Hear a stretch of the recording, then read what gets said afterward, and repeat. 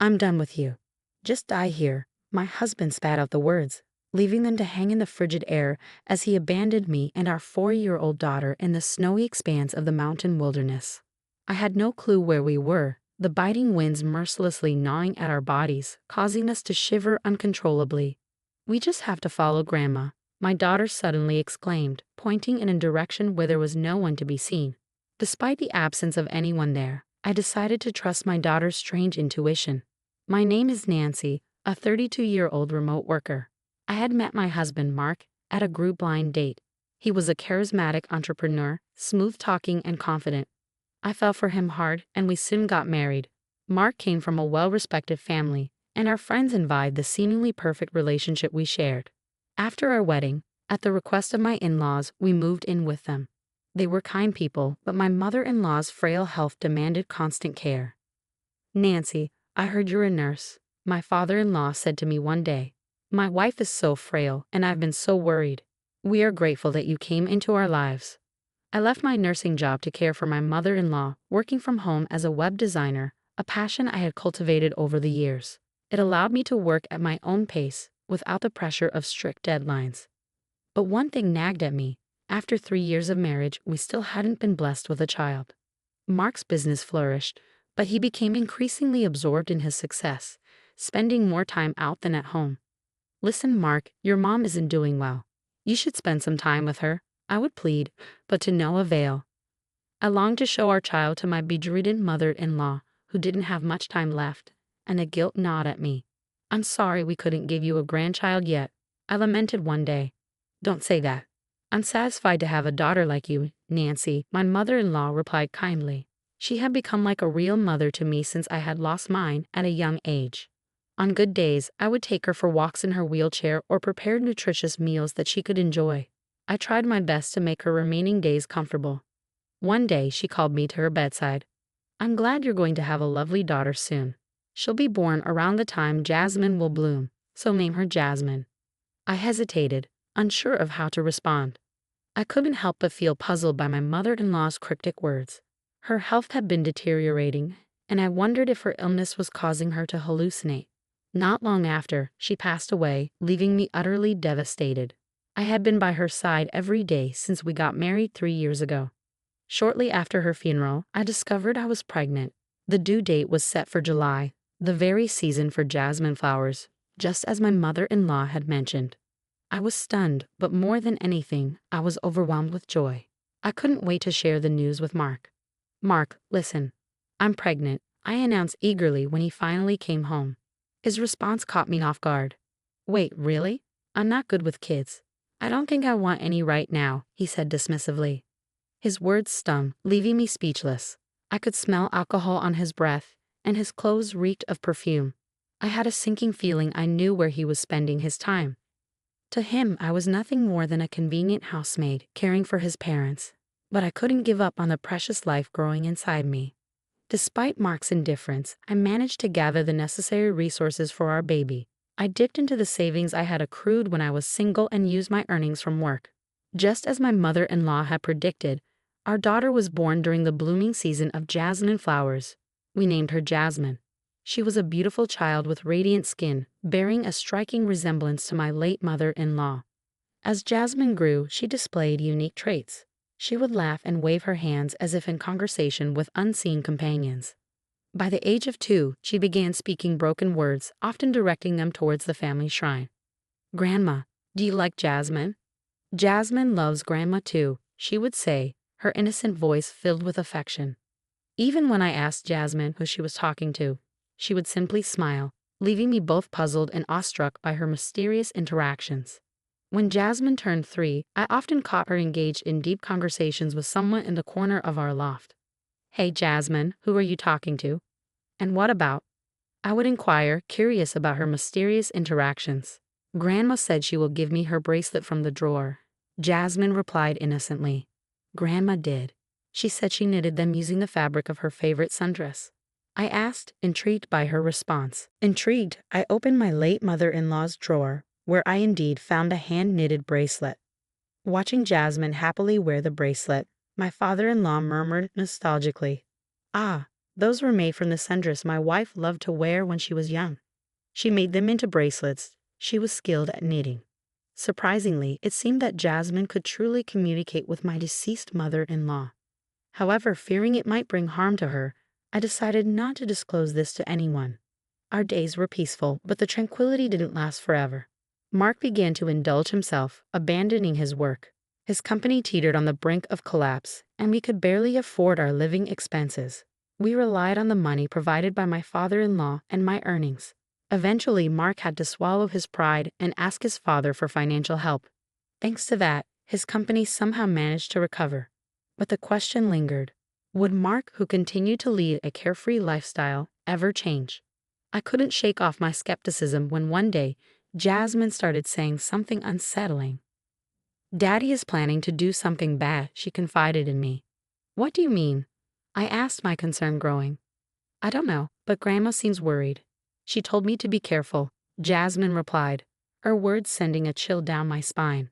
I couldn't fully grasp the meaning behind her cryptic message, but it lingered in my mind. What kind of trouble could Mark be getting into? Was it related to his company, another woman, or money?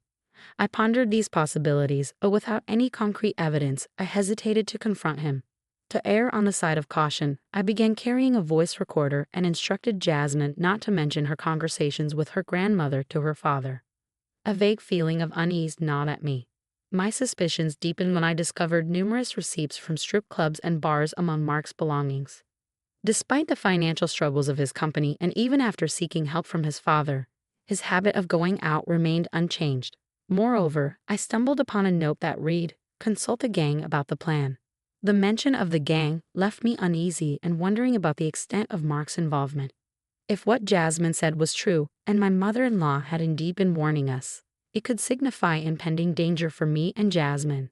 The thought sent shivers down my spine, and for several weeks I remained on high alert. Yet nothing further transpired, and gradually my sense of caution receded as I resumed my daily routine. Then one day my husband, unusually upbeat, approached me. "Thanks to Dad's assistance, my business is thriving and we're making greater profits. How about we go on a family vacation for the first time in a long while?" His suggestion filled me with conflicting emotions. Despite his seemingly sincere offer, doubts about my husband still lingered in my heart. I couldn't ignore the flicker of hope that surged within me as I glimpsed my husband's gentle demeanor, reminiscent of old times. If my husband has genuinely changed his mind, this could be an opportunity to mend our relationship, I thought, entertaining the possibility. With that hopeful notion in mind, I agreed to the family trip. As I busied myself with preparations, the worry stemming from my daughter's unsettling words gradually faded, replaced by excitement for the long-awaited journey. On the day of the trip, I was taken aback by the sight of the rental car my husband had arranged. It was equipped with snow tread tires, instilling a slight unease within me. I couldn't shake the thought that we might be heading towards a snowy mountain. Yet, fearing that voicing my concerns might spoil the trip and dampen my husband's mood, I silently took my place in the back seat alongside our daughter. In hindsight, I realized I should have been more cautious. As we drove deeper into the mountains, supposedly towards the hot spring, my anxiety heightened. Then increasing snowfall and a deviation from the interstate onto an unfamiliar side road only fueled my apprehension. "Dear, this road seems unusual. Are you certain we're on the right route?" I questioned, my voice tinged with worry. My husband's silence only deepened my unease as he continued to drive, his expression grim and fixed ahead. Clutching my daughter tightly, I bit my lip, suppressing the rising sense of alarm. Then, abruptly, my husband brought the car to a halt on a desolate path devoid of any road markings. "You two are of no use to me anymore. Sleep quietly here," he declared, his tone chillingly detached as he dragged us out of the car. "Oh, I almost forgot. I'll be taking your phone with me," he added casually before swiftly snatching the device from my hand. "Wait, dear." I called out in vain, my heart pounding with fear and confusion. I screamed, but my husband ignored me. With a smirk, he started the car and drove away, leaving us behind in the falling snow. Lost in the thick forest, we were stranded with no idea of our whereabouts. Though my husband had confiscated my phone, I had secretly stashed a spare one in my backpack. Yet there was no signal, rendering it useless for calling for help. Since we had left the interstate, a sense of foreboding had gripped me, intensified by my daughter Jasmine's earlier words. Thankfully, both Jasmine and I were bundled in winter coats with our backpacks filled with provisions for emergencies. Despite my preparations, the biting cold winds cut through me, chilling me to the bone. I retrieved a disposable hand warmer from my backpack, using it to warm myself and calm Jasmine with a caramel candy. As the snowfall intensified, it became apparent that we were facing the prospect of being stranded alone in the wilderness. Uncertain of what to do next, I felt a surge of hope when Jasmine suddenly exclaimed, "Mom, Grandma says she's coming over here." Though I saw no one, Jasmine seemed convinced of her grandmother's presence. Trusting in her mysterious connection, I decided to follow her lead. With each step, I held onto Jasmine's hand tightly, navigating through the deepening snow, clinging to the belief that somehow we would find a way out. In that moment, I realized that perhaps it was the hope born from Jasmine's unique intuition that kept me going, even in the face of uncertainty. "I see a light. Grandma is telling us to go towards it," Jasmine exclaimed, pointing in the direction of the glowing beacon. Indeed, I could discern the faint illumination ahead, and a rush of relief flooded over me. "We're saved," I thought, feeling on the verge of tears. "Thank you, mother-in-law," I quietly whispered my gratitude to the guiding presence of my late mother-in-law. Finally reaching a hotel nestled at the foot of the mountains, we sought refuge to warm up. With extra cash stashed in my backpack, I knew we could afford to stay for a while. As we settled in, my thoughts turned to plotting my revenge against my husband. "Don't think I'll forgive you for this. I'm going to thoroughly investigate why you wanted us dead, so be prepared," I vowed silently, determined to uncover the truth behind his treachery. 5 days later, I reached out to my father-in-law. He was taken aback by my unexpected call, but his joy was palpable upon learning that Jasmine and I were safe. Hastening to our side, he arrived at the hotel to collect us. According to my father-in-law, my husband had been spreading a false narrative, claiming that Jasmine and I had tragically perished after falling into a snowy valley. I was utterly flabbergasted. To add to the shock, my husband had apparently told everyone that a search had been conducted but yielded no results. "It doesn't look like we'll be able to find them until spring," he had claimed, proceeding to arrange for our funeral preparations despite my father-in-law's pleas to wait. Adding to the bewildering turn of events, my father-in-law discreetly handed me something that unraveled a startling truth. Upon confronting my husband, I discovered that elaborate arrangements were underway for our funeral. Large portraits of Jasmine and me adorned the room, casting a surreal atmosphere over the scene. Then, as if defying the laws of reality, Jasmine and I appeared before everyone's eyes. The relatives assisting with the preparations were rendered speechless, some even stumbling to their knees in disbelief. How are you alive?" my husband stammered, his voice tinged with disbelief. "Unfortunately for you, we're alive and well," I retorted, my tone laced with bitterness. His feeble attempt to feign ignorance only fueled my resolve. "You thought we would die as you planned, didn't you? After you left Jasmine and me stranded in the snowy mountains," I accused, my words ringing with accusation. The murmurs among the onlookers grew louder, fueled by the revelation that my husband had deceived them all. As tension mounted, I played back an audio recording from the hidden voice recorder, laying bare the truth for all to hear. Mark's chilling words reverberated through the room. "I don't need you guys anymore. Just die here," he declared, causing a stir among the assembled guests. "He's lying. I never said that. She's making up lies." Mark attempted to silence me, but his trembling lips betrayed his facade of confidence. Determined to expose his deceit, I played a damning video from my phone. In the recording, Mark callously confessed, "As planned, I abandoned them in the snow-capped mountains with the life insurance money from my wife and daughter. My company can recover, and I can enjoy a luxurious lifestyle. Of course, I'll also repay the loan I took from your group with some extra, so please wait a little." Caught off guard, Mark hastily tried to halt the recording, but it was too late. The room erupted into whispers, with cold, scornful glances directed at him. "How did this get out? Who was it?" Mark demanded, his desperation palpable.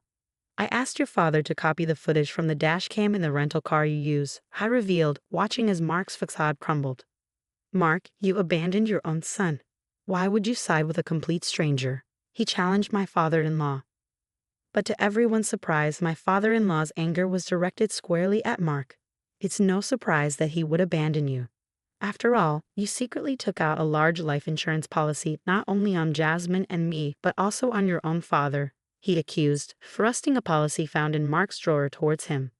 Mark stood speechless, cornered by accusations and damning evidence. With no escape, he made a startling admission. Look, everyone ended up alive, so it's all good, right?